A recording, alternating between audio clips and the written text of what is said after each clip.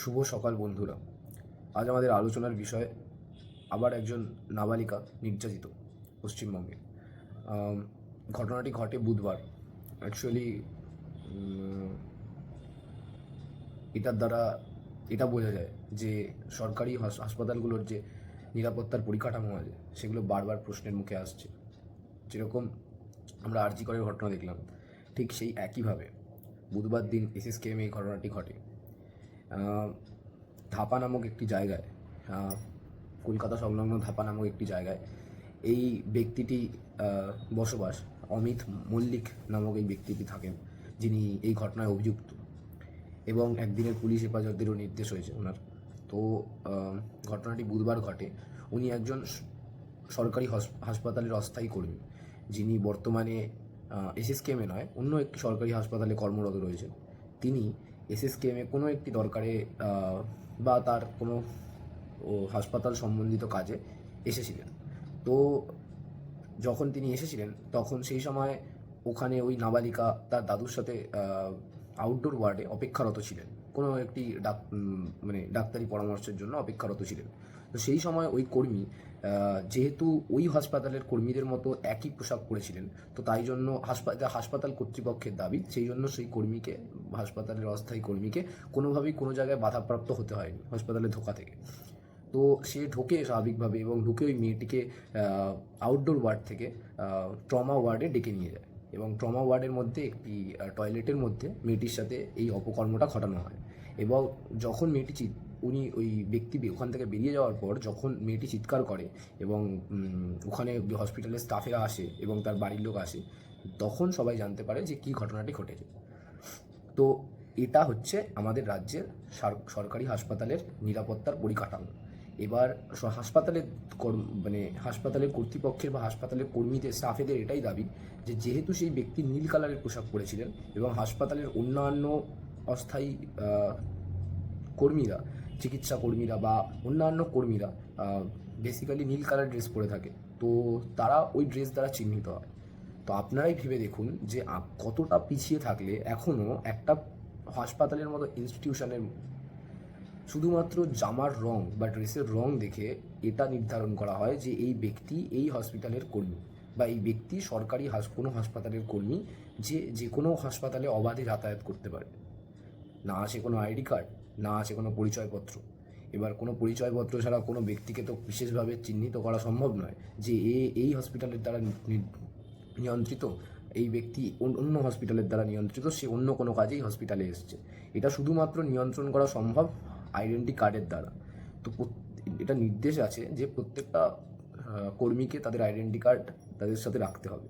কিন্তু তার ব্যবহার যে হচ্ছে না, মানে এই নির্দেশনার ব্যবহার যে প্রকৃতপক্ষেই হচ্ছে না, কোনো হাসপাতালেই হচ্ছে না, তা এসএসকেএমকে দেখে অত্যন্ত স্পষ্ট মানুষজনের কাছে। তো আমার বক্তব্য এটাই যে এই 2025 সালে দাঁড়িয়ে যদি কোনো রাজ্যের হাসপাতালের নিরাপত্তার পরিকাঠামো এই জায়গায় নেমে যায় বা এরকম ঘটে যেখানে আমাদের রাজ্যের সিএম নিজে একজন মহিলা এবং বারংবার এই ধরনের ঘটনা ঘটে চলছে, এবং যখনই এই ধরনের ঘটনা ঘটে তখনই রাজ্যের অন্যান্য প্রশাসনিক পদে থাকা কর্মকর্তারা বিভিন্ন রাজ্যের বিভিন্ন প্রশাসনিক অ্যাডমিনিস্ট্রেটিভ ডিপার্টমেন্টকে দাবি করে এবং ওখানকার সরকারকে দাবি করে। আমার মনে হয় এই বিষয়গুলোতে এই অতি নগণ্য এবং মেট্রো সিটির মতো একটা জায়গায় ঘটে চলা এই ঘটনাগুলোকে, মানে তাদের মতে নগণ্য ঘটে চলা এই ঘটনাগুলোকে তাদের একটু লুক ওভার করার দরকার আছে আমার মনে হয়। ঠিক আছে, যারা বারে বারে অন্য রাজ্যের অন্য ঘটনাগুলোকে দেখিয়ে দেয় যে, মানে উদাহরণস্বরূপ যে আমাদের রাজ্য সেই হিসাবে অনেক সেফ, সেই সব মানুষজনের উদ্দেশ্যে আমি বলছি, বারে বারে বলছি, যারা আমাদের রাজ্যে অ্যাডমিনিস্ট্রেটিভ ডিপার্টমেন্টে বসে আছে তাদেরকে আমি বলছি যে তারা অন্য রাজ্যের উদাহরণ সেট না করে নিজের রাজ্যকে প্রথম দেখুক এবং দেখুক এটা যে শহরের বুকে এরকম একটা নামি দামি হসপিটালে যেই লোক, যখনই একজন ধনী ব্যক্তি হোক বা একজন গরিব ব্যক্তি হোক, যখন তার প্রচণ্ড বেশি প্রবলেমে পড়ে তিনি শারীরিক অসুস্থতার জন্য, তিনি কিন্তু ওই হসপিটালে সান্নিধ্য হন। কারণ আমরা মনে করি যে সবথেকে উন্নত চিকিৎসা ব্যবস্থা পুরো শহরের মধ্যে যদি কোথাও থেকে থাকে সেটা এসএসকেএম। তো সেখানে এসএসকেএম এর মতো হাসপাতালে, যেখানে সরকারি নিরাপত্তা এত বেশি থাকার কথা, সেখানে যদি এরকম ঘটনা ঘটে এবং সেখানে যদি একজন নাবালিকা আক্রান্ত হয়, তো পুরো রাজ্যের আর কোনো হাসপাতাল নিরাপদ আছে বলে তো আমার মনে হয় না। ইভেন সেই সব হাসপাতালের মহিলা কর্মচারীরা নিরাপদ আছে বলেও আমার মনে হয় না।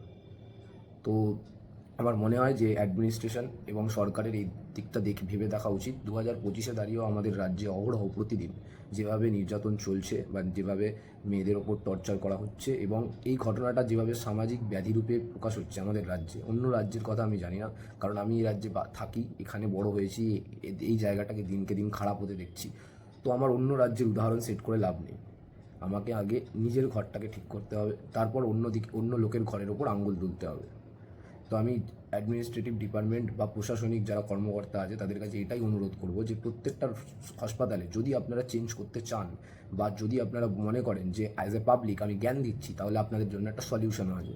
সলিউশনটা হচ্ছে আপনারা প্রত্যেকটা রাজ্যে আপনাদের STF-এর 4 থেকে 5 জন কর্মকর্তাকে রাখুন, যারা পুরো হসপিটালটাকে সার্ভাইলেন্সে রাখবে এবং তার সাথে কিছু লো লেভেল, তাদের সাথেই কিছু কনস্টেবল লেভেল পুলিশ কর্তাকে রাখুন, যারা সিভিলে থাকবে এবং প্রত্যেকজন সিভিলিয়ানের ওপর নজর রাখবে যে তারা কী ধরনের কাজ করছে, এবং কিছু 2জন 3জন থাকবে যারা CCTV রুমেও থাকবে। ঠিক আছে, এটার দ্বারা এটাকে নিয়ন্ত্রণ করা সম্ভব। প্রত্যেকটা নাগরিকের ওপর একটা বড় একটা হসপিটালে বা যে কোনো একটা বড় হসপিটালে, চিত্তরঞ্জন বলুন বা যে কোনো সুপার স্পেশালিটি হসপিটালে পশ্চিমবঙ্গের যে কোনো প্রান্তে এই জিনিসটা চালু করা উচিত। তবেই সম্ভব মানুষজনকে সার্ভাইলেন্সের মধ্যে রাখা এবং বিপদ মুক্ত রাখা, অন্যথা নয়। তাই আপনারাই জানান কমেন্ট বক্সে যে আমি যে কথাগুলো বললাম বা আমি যে কথাগুলো আপনাদের শেয়ার করলাম সেগুলো কতটা সমর্থনজনক বা আপনাদের কি মনে হয়। আর আরেকটা ঘটনা যেটা আমার সামনে এলো, ওটা না বললেই নয়, ঠিক সেম এটাও কোনো সেন্ট্রালে যে সরকার রয়েছে, মানে বিজেপি সরকার, যে বিজেপি শাসিত রাজ্য নয়, এটাও একটি কংগ্রেস শাসিত রাজ্য। রাজ্যটির নাম হচ্ছে কর্ণাটকা, বা আপনি বলতে পারেন রাজ্যটির সিটির নাম হচ্ছে খুব পপুলার বেঙ্গালুরু। এই বেঙ্গালুরুতেই রিসেন্টলি একটা ঘটনা ঘটে গেছে। পশ্চিমবাংলার একজন মহিলা, যিনি বেঙ্গালুরুর একটি জায়গা গঙ্গনাদান হাল্লি, এই গঙ্গনাদান হাল্লি বলে যে জায়গাটা আছে, এই গঙ্গনাদান হাল্লিতে একটা বাড়ি ভাড়া নিয়ে এই মহিলা থাকতেন এবং এই মহিলার পরিবারও তার সাথে থাকতেন। তো যখন এই মহিলা একা ছিলেন ওই বাড়িতে, তখন সেই এরকম মানে ঘটনাটির প্রেক্ষাপট এরকম যে সেই সময় 5 জন অজ্ঞাত পরিচয় ব্যক্তি ওই বাড়িতে প্রবেশ করেন এবং তারা ওই বাড়িতে থাকা বাসিন্দাদের, যার বাড়িতে ওই মহিলা ভাড়া ছিলেন, তাদেরকে জানান যে ওই মহিলা বিভিন্ন খারাপ কাজের সঙ্গে যুক্ত এবং তারা পুলিশ থেকে এসেছেন, তারা পুলিশের কর্মচারী সেই 5 জন। এবং তারা বাড়িতে ঢোকেন এবং মহিলার সাথে মহিলার ছেলেকে বা মহিলার পরিবারে যারা যারা ছিলেন তাকে মারধর করা হয় এবং মহিলাকে অন্য একটি বা আশেপাশেরই অন্য একটি বাড়িতে তুলে নিয়ে গিয়ে মহিলাকে 3-4 ঘন্টা ধরে নির্যাতন চালানো হয় মহিলার ওপর, রাত্রি 9টা থেকে মধ্যরাত্রির অবধি। মানে মহিলার দাবি অনুযায়ী রাত্রি 9টা থেকে, এবং অভিযোগকারী এটা দাবি করছে সেই অনুযায়ী আমি বলছি, রাত্রি 9টা থেকে প্রায় রাত্রি 1:30 থেকে 2টো অবধি নির্যাতন চালানো হয়েছে। এবার এই যে এন্টায়ার টাইমে নির্যাতন চালানো হয়েছে, এই নির্যাতনের পরে এর প্রেক্ষাপটে 3 জনকে গ্রেপ্তার করা হয়েছে, 2 জনকে এখনও পাওয়া যাচ্ছে না। এবার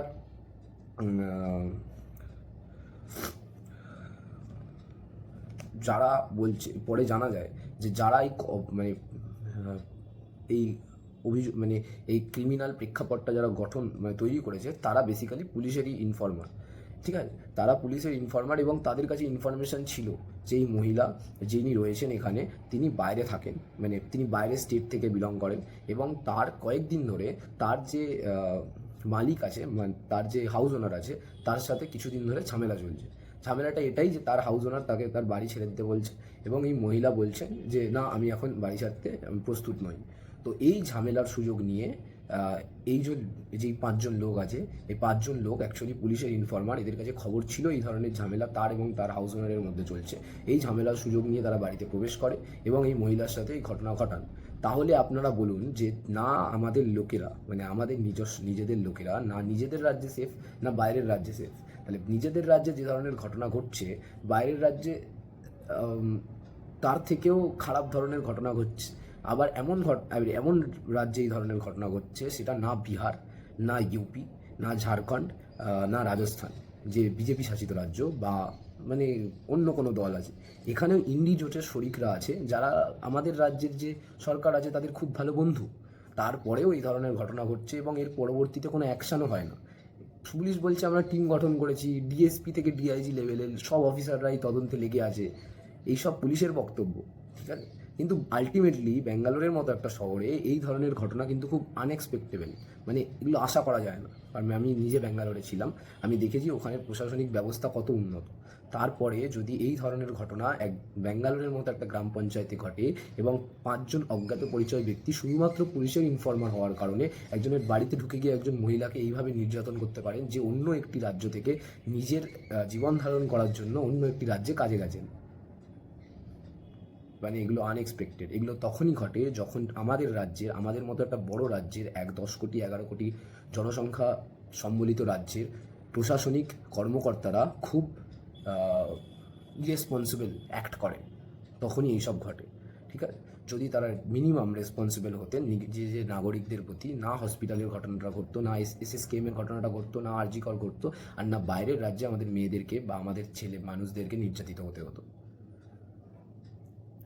হতে হয়। কারণ সরকার ওই রাজ্যের কাছে, ওই রাজ্যকে কড়া ভাবে এটা নির্দেশ দেয় না যে আমাদের রাজ্যের মানুষদের ওপর যাতে কোনোভাবে নির্যাতন না হয়। কিন্তু আমাদের রাজ্যের সরকার সবসময় এটাই দাবি করে বা এটাই বোঝাতে চায় যে এই সব কিছুর জন্য বিরোধী দল, মানে সরকারের যে এগেনস্ট পার্টি, তারা দায়ী।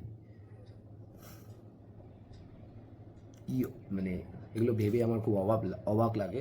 জানি না এই সব কিছু কবে ঠিক হবে, কিন্তু আমার মনে হয় যে সলিউশনটা আমি দিলাম আমাদের রাজ্যের জন্য, ওটা অ্যাডমিনিস্ট্রেটিভ ডিপার্টমেন্টের যারা আছেন, যারা আমার ভিডিওটা দেখছেন, তারা প্লিজ ভেবে দেখবেন একবার, এবং যদি পসিবল হয় তাহলে ওটা চালু করার নিশ্চিত ব্যবস্থা করুন।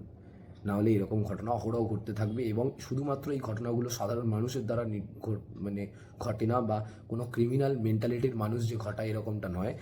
বিভিন্ন আপনার আমার মাঝখানে থাকা বিভিন্ন মানুষ এই ধরনের ঘটনা অহরহ ঘটিয়ে চলেছে, কিন্তু আমরা জানতেই পারি না। তার কারণ জিনিসগুলো নিরাপত্তার ঘেরাটোপ থেকে অনেক বাইরে ঘটে এবং আমাদের চোখের আড়াল হয়ে যায়। তাই নিরাপত্তার ঘেরাটোপ রাখা জরুরি আছে, এবং প্রত্যেকটা মানুষকে এই ব্যাপারে অ্যাওয়্যার করা জরুরি আছে। আপনাদের যা মতামত কমেন্ট বক্সে জানান। ভিডিওটা ভালো লাগলে শেয়ার করুন, লাইক করুন। দেখা হচ্ছে পরবর্তী ভিডিওয়ে।